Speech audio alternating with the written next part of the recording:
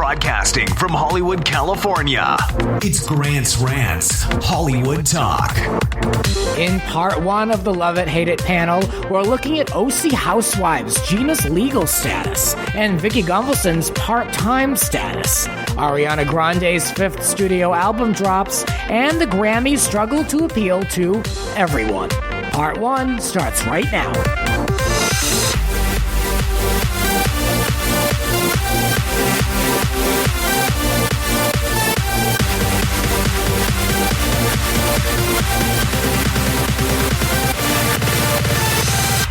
Let the ranting begin. I am joined by a Love It, Hate It panel, something I did back in the day on Grant's Rants, talking about what we're loving and, more importantly, hating in pop culture. There's a panel of experts in front of me, and we're getting into it right now. Entertainment host Jen Leone is here. Hello, happy to be here. Welcome back. I love you on the panels. Oh, I love joining. Jen always brings a box full of opinions and rants, and that's why she's on this panel. Oh, love it, hate it. I'm here for it all. Yeah, one extreme to the next. And from the Buttered Pop Podcast Network, we've got two guys here. We've got Armin and Eddie talking about pop culture. Hello, welcome to the Rants. Thank you so much for having us. We've been on Grant's Rants before, but never in person. That's so we're stoked to be a part of this panel. It's finally real, Grant. It's really nice to meet you in person. I'm excited Thank to you. rant. Also, the first time I've ever been called an expert in anything. Well, then you better live up to it. That's all I can say. I'll try my Let's best. hurry up. No, this is good. I mean, these guys, if you're listening to this show, you clearly are some fan of some form of Bravo. So I encourage you, and we're going to talk about it at the end of the show a little bit more, but I encourage you to check out their new show, Hot and Bravo, correct? Yes, Hot and Bravo. We get you all hot and bothered about everything Bravo every week. So it's tons of fun. All right, let's talk more about it. I love it. Well, but first, let's get into some topics here. We talked briefly, mentioned Bravo, Real Housewives of Orange County. A lot going on. The show has not been on the air for a minute. It's not going to be for a while. I assume not until the early summer, springtime.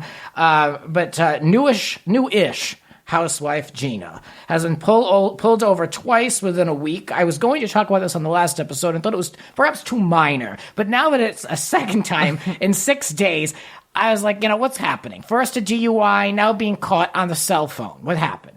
I mean, it is their first week of production, but do you think production is in with the Orange County Police Department? I mean, I'm It's a curious. conspiracy. That's what I've heard. I think so. I'm into it. I think so. I think that, there could be someone calling. I mean, one could argue OC Housewife producers could be doing anything they can to get a story for this show. So That's my argument. Perhaps that's what's happening. What do you guys think, these pop culture experts? I mean, we did talk about the DUI allegation on our podcast, and I'm worried because I think, she went to this party with her plastic surgeon friends, had a little bit of cocktails, and made a really easy mistake to make, which is drinking and driving, which shouldn't be an easy, mistake. Mm-hmm. There's Uber. You're a housewife. You make a good amount of money. OC's not that big. Honey, get yourself a $10 Uber to get home, not a $25,000 mistake. So that's my thing. If I know I'm going out to even have a drink, I don't even bother driving anymore. It's just like instinctual for me. Yeah. You know what I mean? Like it's not even necessarily to guard against a potential DUI. It's just if I know I'm going out, I don't want to have the responsibility of valeting a car, paying a cash, having the tip, all that stuff. No. So, I don't understand it either. Why? She's got more money than I do. Order a car. We should start a change.org petition to get Gina to download the Uber app on her phone. I don't even think she has the Uber app.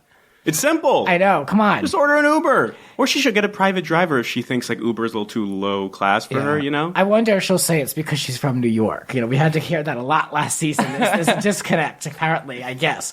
Where's the cabs? New York has Uber. I was just there. Yeah. I actually have been pulled over for it being on my phone. This was in Burbank, it was an awful 7 years ago.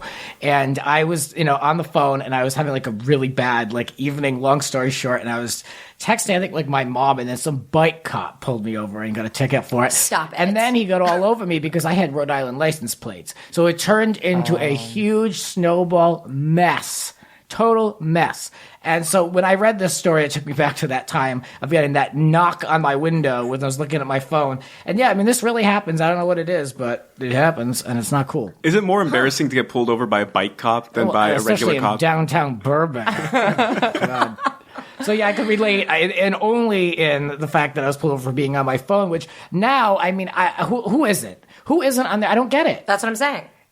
Anyone here in LA, I encourage you to look to your right and to your left in the next stoplight that you're at. Someone's on Instagram. Someone's taking a selfie. I've seen so many selfies, and plus, since Snapchat, there's been the singing with the phone and while you're driving. I mean, it's happening all the time. I don't want to encourage it, but it happens. I mean, I do plenty Insta stories in the car because that's all that I do. All I do is sit in traffic. If I don't do that, I don't get caught up on anything. I've gotten way more comfortable with my horn in LA now because I feel like every light I'm at, I have to wake someone up because someone is scrolling through Twitter, checking their Instagram, and it's like, okay, everyone wake up. Like, I try to not use my phone because, I mean, I'm not a great driver to begin with. Sorry, Armin, I drove us here, but like, I'm not a great driver to begin with, so throwing a phone in there, and if I were to be, you know, going out for a wild night drinking, absolutely not. It's not going to happen. Well, elsewhere in Orange County, Kelly Dodd called into Jeff Lewis Live. I don't know why would anyone call into his show because all they do is get in trouble. Like, but whatever. I'm saying they're looking for it. So True. There's been rumors now that Vicki Gunvalson is out and being demoted to part-time over on Real Housewives of Orange County. So Kelly, of course, was the elected official to speak to this. And she said that's the word on the street. And then later she said things like, he said, like, oh, I'm kind of glad it happened. And then she said, well, quote, obviously I am too. So kind of indirectly responding and confirming this rumor. And, basically she said it comes down, or at least the article said it comes down to money. Kelly questions if she's worth it. As of right now, Vicki says that she's in negotiations. I have a lot to say about this, but first, the panel. Well, I saw something on comments by celebs. I did too, that exact thing. Where it was like, oh, I'm in negotiations. Honey, we've already started filming. So it's just, a lot of times people just say things for press and who knows what's real. To be honest with you, a lot of people, get demoted and they're there all the time. Like, look at Camille on Beverly Hills. There's constant things like that. And what does it mean to be demoted? You're just not on every day, or on, what does that mean? She doesn't get to hold one of the oranges. She's no I think longer there's a holding pay an decrease orange. that comes with it too, which is probably a bigger deal to her. But she may have a Luann season 6 moment. Luann had a great season 6 when she got demoted. It kind of lit a fire under her and invigorated her. And that's one of her best seasons, probably her second best season ever. Kind of in the fray, but never really taking any hits. Although it's Vicki and she's pretty callous the way she handled that reunion. I don't know if she can really stay above the fray, but we'll see. I think the reunion is a big reason why she got demoted. And I feel like sometimes Bravo does this as like a slap on the wrist to some of their housewives because, Luann had a bad season. She gets demoted to a friend. Portia has a bad season. She gets demoted to a friend. But they always come back and are holding, their apple, their orange, their peach the next season. So I think it was because of the coke allegations and Kelly being a distant mother to her daughter. But Vicki's all of done that. and said worse. I know, but they've let it get her away. They've let her get it. away with it for a very long time. And I think it's kind of like, okay, Vicki, we either need you to chill or you're going to be off the show. Yeah. Well, I think it's very petty on behalf of Bravo. I mean, she's the only original left. It's sometimes you just gotta let things be as they are. I mean, you gotta respect her position. She must be a pain in the ass to produce around. I mean, there is a producer that is assigned to her that has to come up with a storyline. I mean, how do you do that with anybody? With anyone, 13, 14 years into any type of project to keep it fresh, especially when basically everyone's moved away from her, except this potential husband that she's trying to trap. So, but I like Vicki. And I think it's actually really lousy that they're getting rid of her. I know I'm in the minority here, but I respect her position as the number one housewife, and I'd actually really enjoy to have a chat with her one day, even though she's not. I don't believe she's the nicest of all of them, or she's not even personable, but I'm interested. I'm kind of captivated by her, and I think you've got to respect her in that position. That's my take. And I don't know why Bravo's playing around, because they're going to, like we've said at this panel, they're going to regret it, and she's going to be back full time. Just let her hold the damn orange and move along. But then she'll never learn. Like Eddie said, this is the slap on the wrist that she may need, I think it's a conspiracy. I'm going to go with conspiracy theories with Grant because I agree with you. I think that maybe this is just to maybe light a fire under her. Yeah. But, we talked about negotiations. I know they've started filming, but this happens all the time. Even flashing way back to OG Gina. She was filming and fell out of negotiations, and that's when she had the famous scene where she hits the late switch, and I'm done with the Housewives and all their drama, and I quote that all the time with people at work. It was overpay, and so she started to film. Sure, she got compensated for what she did, but then once she wasn't full time and getting that full amount, she was out. So these negotiations, they do happen, and that's why we sometimes see Housewives pulled on maybe 4 or 5 episodes in. It's not as common nowadays, what we have seen in the past, especially in OC. I don't know what it is, but the women in OC they're in and out real quick, unless that's someone like Vicki who's just always there, and now that debunks that. So I don't know. I don't know. I'm not too happy about it. But Kelly Dodd did say that she signed a contract. I think she even announced that she was pretty much done. But now she's back on full time. The money must be good. I saw she got a new G-Wagon, so someone's going to pay it off. So that's my take on that. Ariana Grande, the new album, Thank You Next, is out. Thoughts? I know that Jen was really into this on the Thanksgiving panel. Grant, your tone of voice, I'm just such a fan of when you're a fan of something and when you're not. You can't sense the excitement. Easy to read, huh? It's so easy. I love it so much. I have zero poker face. But that being said, I listened to this album. I don't hate it. Was a little bored. But 7 Rings, okay. Thank You Next, okay. But, that's 2 out of 12 tracks. I wanted to bring her around for the love and the hate part. So I'm trying to think of how to put this in a way for this category. But have you listened to the full album? You know what? I haven't, and the reason why is because I hear it's boring, and I like to be excited at all times. And if something's worth it, then I'm going to hear it in passing, because 7 Rings is shoved down my throat, and I love it, and I'm all about it. And I did cryotherapy the other day to it. I mean, run around. I mean, I'm such a fan, and I love her, and I love the marketing, and I could go on and on with a rant on it. But I think that a lot of things get hyped for a reason, because it's overcompensating for the things that you can't make up. So I will maybe listen to it if it comes on the radio, but I'm not about it. Okay. Not streaming. I liked your point about the marketing. I think the rollout was quite brilliant. The teaser trailer to the teaser trailer to the teaser to the music video, all the little snippets here and there. It built up so much hype that when you finally got to the release, it was already a part of the cultural zeitgeist without ever being a thing in existence. I haven't listened to the whole album, although Eddie and I were listening to it on the way to your studio. Oh. Are you referring to when you mentioned the rollout, break up with your boyfriend, on board? Is that what you were referring to? All of that. Well, the Thank You Next music video rollout was quite good. That too, yeah. Eddie, you're dying. All you haters that have not listened to the Ariana Grande album, seriously, Thank You Next. You can't call me a hater. I was just listening to it. I know, true. And enjoying it, and I was enjoying it. I listened to 7 Rings 8 times on the way here. I've been listening to this album nonstop. Direct your hate towards Grant. Nonstop since Friday. I'm obsessed with it. I don't know what it is, but for me, this album is just so empowering, and just her being herself and being you know what, I don't need anyone else. I'm doing this. This is my life. This is me. And that's kind of the album that I needed right now in my life. I'm I'm starting my own path, being my own person. And it's kind of pushing me. And it's Ari gets it. Break Up With Your Boyfriend, I'm Bored is probably one of the best songs on the album. She featured Charles Melton from Riverdale in the music video. And if you don't know who Charles Melton is, get on Instagram now and follow him. He is babe times 10, 100%. But I mean, I just think it's a really fun, empowering, amazing album. I'm an Ari stan. Always have been, always will be. I will be seeing her at Coachella. I also have tickets to see her at the Forum. Who knows? Maybe I'll see her one more time. I'm here for it, and I'm obsessed. Eddie had his own little twist on Thank You Next. Oh yeah, I've definitely changed the lyrics of Thank You Next for my exes. It's one of those things where you can You're into it. I'm very into it. Yeah, to me, I just need a little bit more pop. It's too singy for me, and I say this all the time about other people. They definitely have talent, and I get it. It's just not my style of music. But I think it's good, easy listening.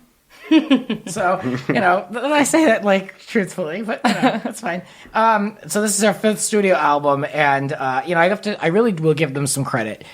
let me credit her team. Like, I even put here rollout strategy. We talked about like the hype of it all. I mean, this is someone that like Team Britney needs to be looking at as a model. I mean, people could really benefit a lot from learning about how to roll out and market something correctly. In 2019, because the years are different. When Britney had her time, it was brilliant. I remember the first time I saw Britney Spears on TV, and it was to promote her album. And you bought it on the phone, you dialed the 1-800 number to get her album, and you went to Britney.com, and it had the lyrics, and that was 1997, 1998. So everyone needs to stay up with the times. The issue right now with so many people is they don't know how to handle Instagram. They don't know how to handle all of these new things that are constantly coming out since 2014. So how is anyone going to be able to market anything if you don't even know how to use everything that everyone's using? That's what I'm saying. Use this Ariana rollout as the new model for Absolutely. this. Absolutely. It's funny you mentioned Instagram, because a few weeks ago on a podcast, I made a prediction that Ariana Grande would surpass Selena Gomez in Instagram followers. Selena's second in the world. And last I checked, it was like yesterday or the day before, Ariana's only 1 million behind. I know that's a big number, but before she was millions, like 4, 5, 6 million behind. Millions for pop stars are like hundreds for us plebeians. Like, let's be real. Yeah. Well, Ariana could pass Selena very soon. Justin. No, Cristiano Ronaldo. Yeah. Now? He always at the top of these lists. Yeah, he's always at the top of these Soccer's a global sport. I mean, who doesn't want to look at Cristiano Ronaldo? I can't even say his name. Yeah, no, you said it right. Cristiano Ronaldo. Cristiano. If you know me, I mess up everyone's names all the time. It's He calls like kind Truman of a thing. Capote Truman Capote. Well, I went to call you Teddy. It's Teddy. It's fine. Call me Teddy, Eddie. I'm it all. Well, how about the Grammys now? Ariana's not performing. I have like a bone to pick with this Grammy producer, Ken Ehrlich. He claims that she felt that she could not pull something together at last minute, and she tweeted in denial of this. And I totally believe her. Did anyone take a look at this New York Times article? For those listening, you can read it. It's called "Can the Grammys Please Anyone?" ? Have you looked at this? I have. We did. Yeah. I read this article, and basically it questions, how the Grammys can remain culturally relevant and continue to balance race and gender representation. And they added now to be more inclusive 8 categories instead of the regular 5, similar to the Oscars. I am not an awards person. To me, I kind of tune all of it out. But it seems interesting that these numerous hip-hop stars have all said no, they're not performing here, and even Ariana had her moment where she clashed. What do you make of this? Is this just rich people problems, or is this a standard of society? I think the old way of award shows is kind of dying. I feel like everyone's kind of getting the idea that it's like, okay, the people who produce the show pick the winners, and it's not as big of it's a huge honor to get an Oscar, a Grammy, an Emmy, but I feel like we're losing kind of the magic behind it, and it's not like as exciting. I was going to watch the Grammys for the performances, and I'm not going to lie, I was excited for Ariana, and she's been on all the posters on everything, but I do feel like they do try to limit so much to what the image that they're trying to show, and it does, give a lot less people of color, a lot less women a chance to perform and shine. And I mean, they were going to be doing a Motown medley, kind of celebrating the music of Motown, and they were going to have J-Lo doing it. Come on. There are so many other people who can sing Motown artists who are still alive that should be able to perform in that. Not J-Lo, when, let's be real, J-Lo doesn't even sing her own songs. Put Ashanti up there if you're really going to do it. But since there was so much public outcry about this, they've actually now put Fantasia Barrino in there. There's a couple, Anna Day is going to be doing it. There's a couple people that they're bringing in that can actually sing the Motown songs and aren't just the big name of J-Lo. But also the award winners aren't as relevant because the Grammys don't have credibility. And when you go years and years and years without awarding some of the greatest artists of all time, look at the list of people who haven't won a Grammy. It's an extensive list of who's who.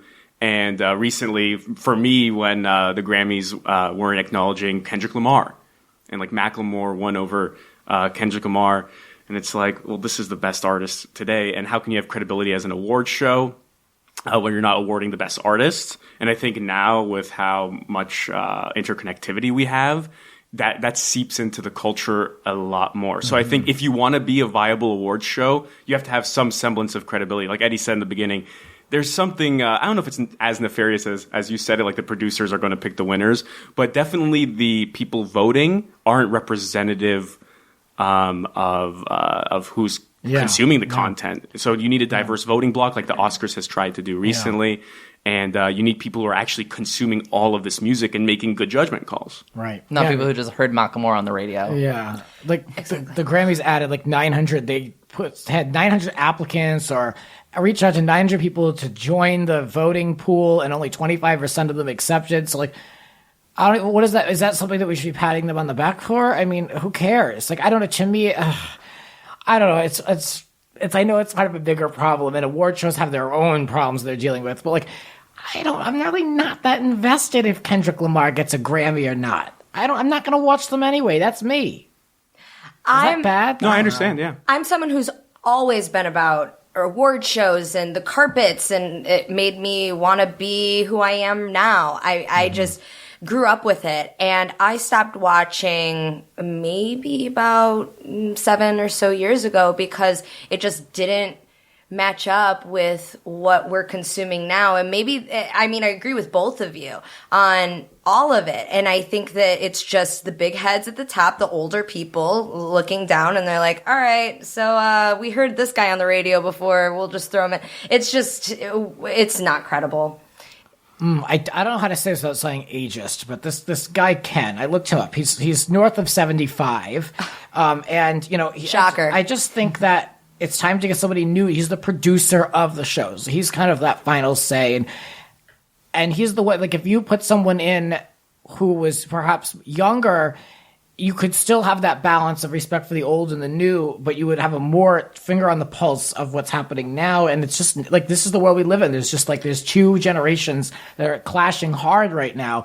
And, then the next day in the press, we're going to hear about how the demos are at a record low. And, it's just going to keep hitting those lows unless if changes are made. I'm sure this Ken, has a long-term contract with CBS, and this is his thing, and he's the Dick Clark of this show, and that's it.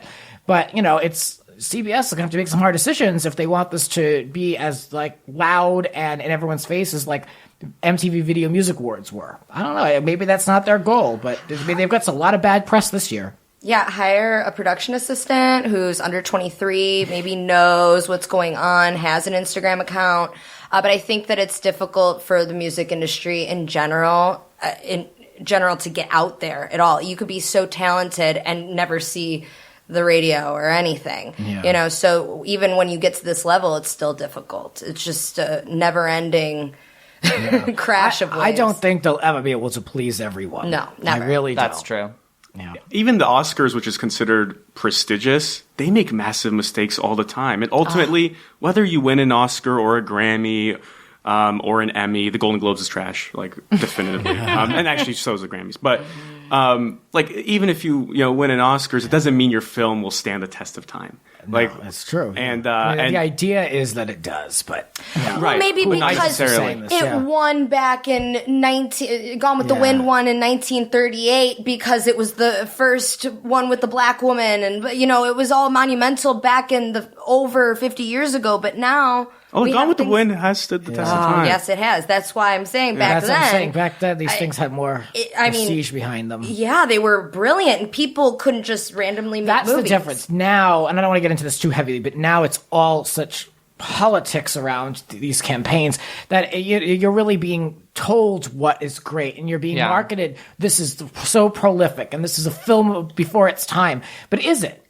Is it, or are you being told? Am I being told that it is? And that's what people are in our generation are being so turned off by, being told and not being able to question: is this even worth it? Like, is this really as great as you're saying it is? And that's what happens. I mean, we're seeing this right now with Bohemian Rhapsody and Green Book. Like, everyone's like, these movies are great. And it's like, you know what? A lot of people who are in the younger generation are watching these movies and being like, you know what? They're not as great as you're making them seem. It's just because you have X person attached to this and X person producing this that it's supposed to be this on the like upper top shelf of movies, and I'm like, thank you, next. Like seriously. Absolutely. And again, the awards don't matter. I mean, I was listening to an interview with Spike Lee, who has been snubbed his whole career until now, until he got nominated for BlacKkKlansman.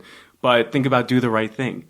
That's one of the seminal films of the 80s. So even though it got totally snubbed, he didn't get nominated for Best Director, the film did get nominated for Best Picture, that's a film that still to this day is beloved. Mm-hmm. So I think if you're a filmmaker, and Spike Lee said this at least, your goal is not to win the award, because you could game the system. You can do that. You could politique. You could do the things you got to do to win the awards. But if you're a real filmmaker, or you're a true auteur, you're going to create a film that you believe will stand the test of time. Mm-hmm. To wrap it all up, I'm personally so tired of being marketed and sold to in every single way. And that's, I think, kind of where things are kind of sliding to with these awards, or being told and marketed to in such a way. Like you said, this film is so great, this Bohemian Rhapsody, but people question, is it really? And it's just getting tiring, and people are seeing through that. There's only so much stuff being pushed at us that we're going to accept. And that's how I feel anyway. I can read right through BS, so I don't fall for much. But that's my take on that. I can't promise I'll be looking at the Grammys, but I'll look at a few performances. The highlights online, like a true millennial. It's really a concert. That's all it is. It is. Just for the performances. Well, there's so much in this episode that I'm going to split this into 2 parts here. And I'm really looking forward to getting to the second half. Perfect. I'm down. I'm ready. Yeah. When we come back with part 2, we will be talking about what we are loving and, more importantly, hating in pop culture right here on The Rants. And that episode will be available only a few days after this one on Valentine's Day, February 14th. This has been Grant's Rants. Support the Rants on Patreon at patreon.com/Grant's Rants. Follow Grant on Twitter and Instagram at It's Grant's Rants. Cover art created by Howie Rone. Voiceover by Aw Yeah! Original theme music by Alexander Arntzen. The Grant Michael Collection.